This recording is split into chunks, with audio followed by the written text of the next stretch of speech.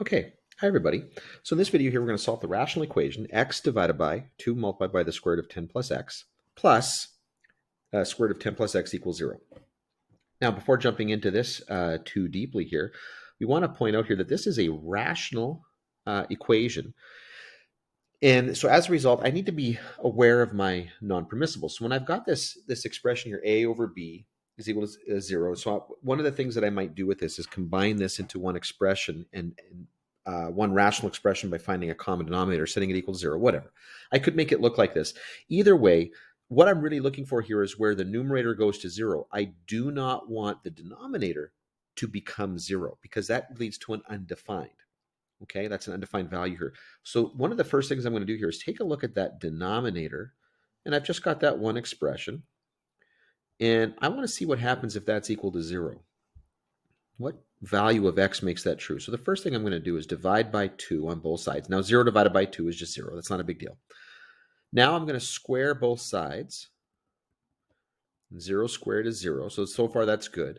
And now I bring that 10 over, and that'll become negative 10. Okay, when I move that 10 to the other side. Remember that in order to move it, I have to subtract it. It's positive on the left-hand side, so I need to subtract it from both sides here. So as a result, the one value here, the one non-permissible that I have is I cannot allow x to equal negative 10.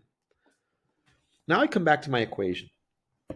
Now, one of the things that I would do with this, and this is just me, but quite honestly, I think that if you make an equation look pretty, it behaves better for you. I don't like this whole 10 plus x. I would just make that x plus 10. It's just a little thing. It's not a big deal, particularly in this equation. It's not going to make any big deal whatsoever. But I think it looks better when it looks like that. And I'm allowed to do that because order does not matter for addition. Inside those radicals there, those square roots, addition, order doesn't matter. Now what I'm going to do is I'm going to multiply both sides of the equation here and every term by that common denominator, which is 2 multiplied by the square root of x plus 10. My reasoning for doing this is because what I've got here is a rational equation, and what I want to do is get rid of the rational part of it, really.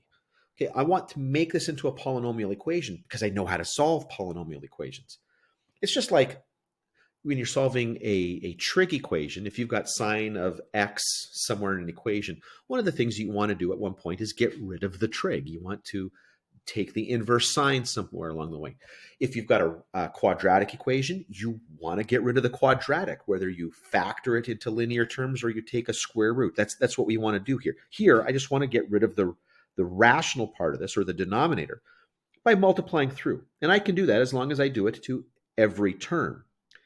So on the left-hand side here, when I do that with that first term, the denominators are going to cancel. You're simply going to get left with x, which is nice. With the second term, there is no denominator to get rid of. So I'm going to multiply those two radicals together. Now they are the same thing. So I'm basically squaring that radical, which means the radical is going to go away. I'm going to get 2 times x plus 10. And then on the right-hand side, 0 multiplied by 2 multiplied by the square root of x plus 10 is going to be 0. Not a big deal. So now I've got this beautiful little linear polynomial equation here. I love it. So I'm going to add those two together. And now I've got this wonderful little equation. I am going to bring the 20 over and then divide by 3. Whoops, sorry. I said 3 and then I wrote it. But negative 20 divided by 3. That is not my restriction. And so there we go. My answer to this equation is going to be negative 20 thirds.